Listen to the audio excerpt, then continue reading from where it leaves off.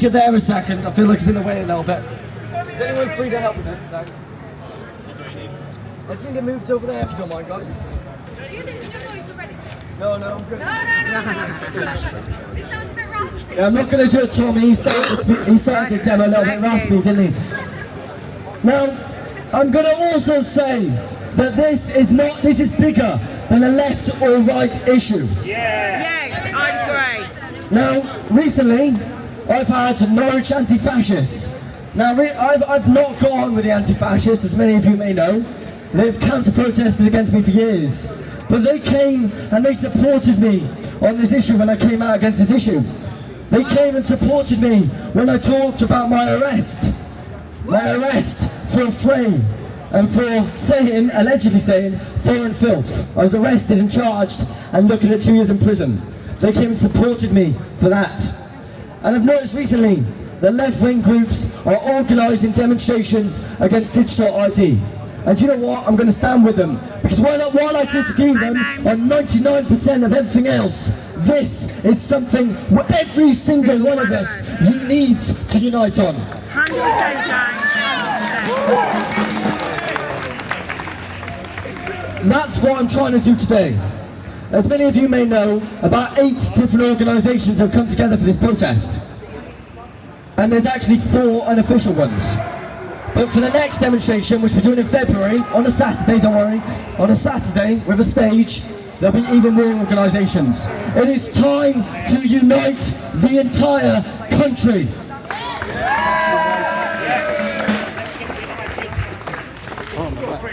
Now, I have been organising demonstrations for years, for absolutely years.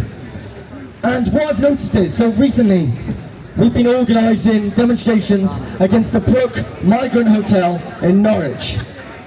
And in Norwich, what they've done is, they arrested me and Luke Sharman on the morning of the biggest protest that Norwich had ever seen. Over 1,500 people turned up. And what they did is they arrested me and they arrested Luke. They banned us from going near any migrant hotels. A couple of weeks later, they arrest the other organiser, they arrest Glenn Taffer. After that, they arrest Cameron and countless other people who became organisers because they kept nicking them. But the thing is, they don't even need to charge people when they arrest them. What they do is, they arrest them for something like inciting racial hatred. And without charging them, they release them without charge under suspicion of committing the act. But they put them on bail conditions that prohibit them from attending or organising any demonstrations. So let me get this straight. In a so-called free society, we are being arrested, released without charge and banned from organising or attending any demonstrations. Is this what freedom looks like? No! It's not. And so we are going to continue to fight this. Today was a start. I'm shocked there are 200 people here on a Monday evening standing with us against digital IDs. A lot of you may be disheartened with the numbers, but I tell you what, this is only the beginning. It's literally the first one, you know, and a Monday. In February, we need a little bit longer to actually organise a proper campaign. In February, we are coming back and we are reclaiming our country from the tyrannical oligarchs. Now, before I give a proper speech, because no, you're not done with me yet, I'm going to give the stage to, is Sophie here? Sophie? Here she comes. Perfect. So I'm going to give the stage to Sophie Corcoran. She's worked with some fantastic people. She's a writer and political commentator. Can everyone give her a round of applause, please? Thank you.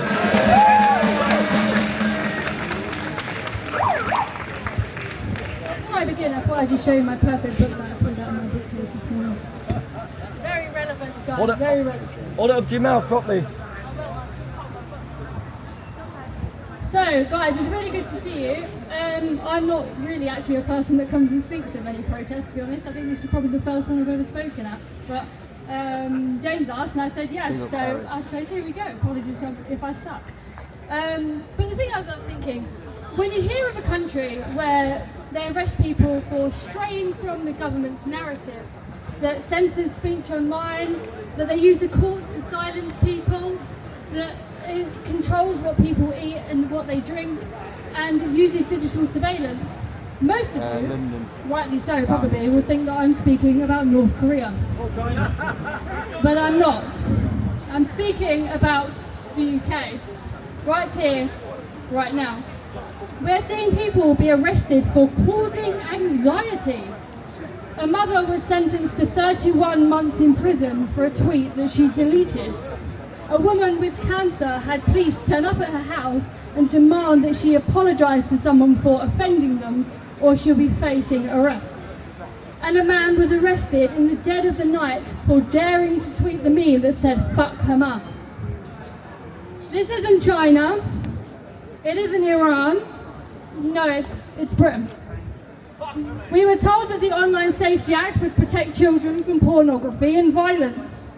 Instead, it's been used to censor protests, censor political speech online, and even censor some messages from our elected members of parliament. We've seen Section 14 orders be used at protests like in Epping. I know many of you have probably interacted with that at some point. And we've seen people arrested for silently praying in their heads. And now, in Nando's, if you ever go to Nando's, if you like Nando's, there is a sign that says you are only allowed to drink 1 glass of Coca-Cola due to new government laws.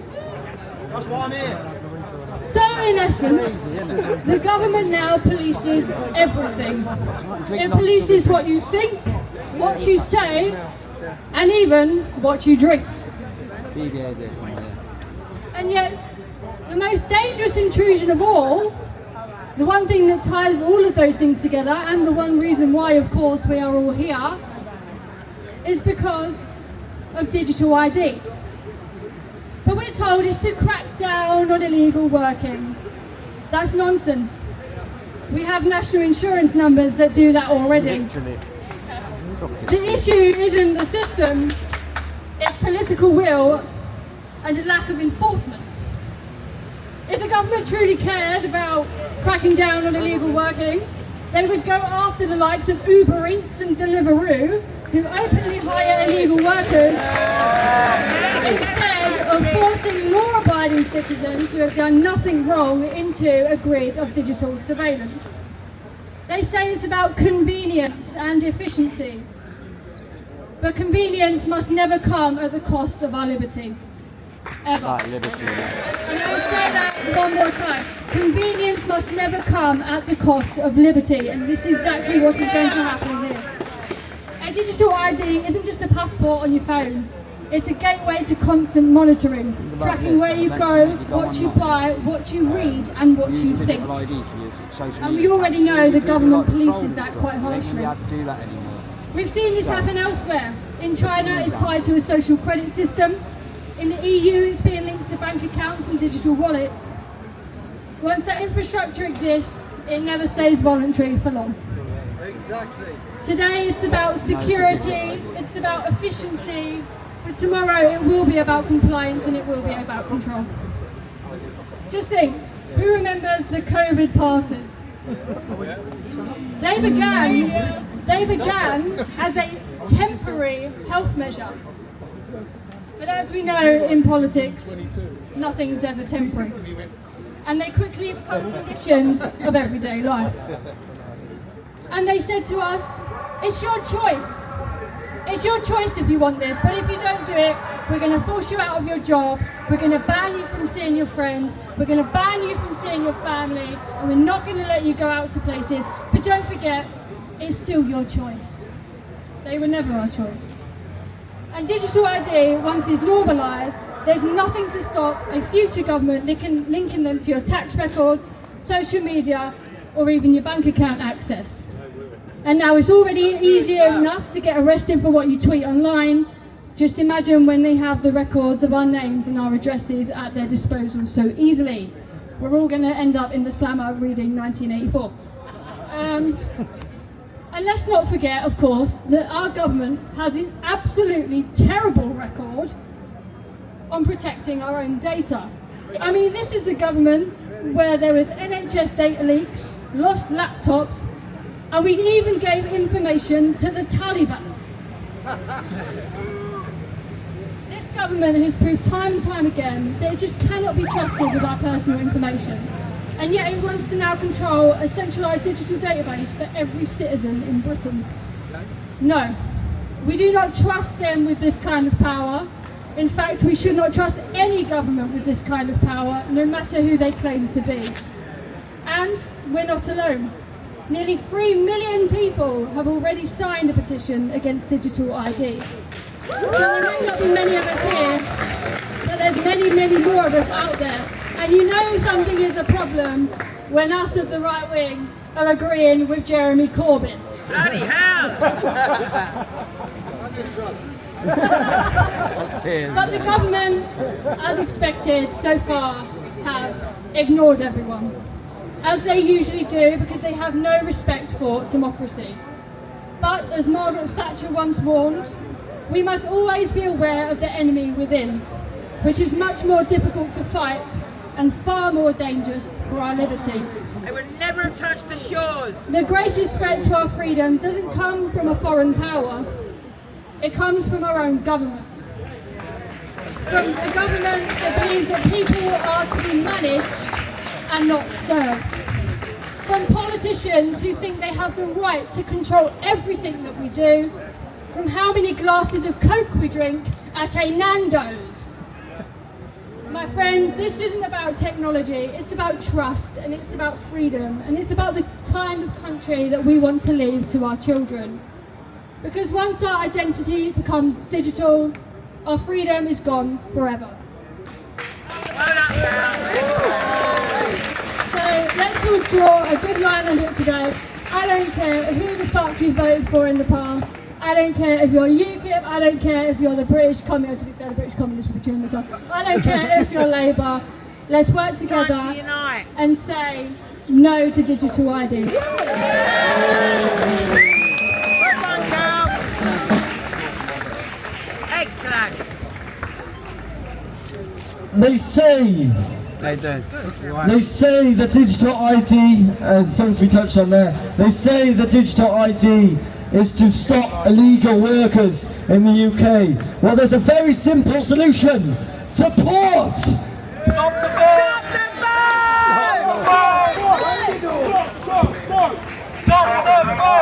It's not difficult. It's something that us conspiracy theorists have been screaming about for years. She also mentioned COVID passes. Well, did you know the Nazis had something called the Gesundheits pass? It's got a health passport. Exactly the same thing. But I'm going to welcome the stage now to someone that you may all know very well, and that is Nick Tinconi.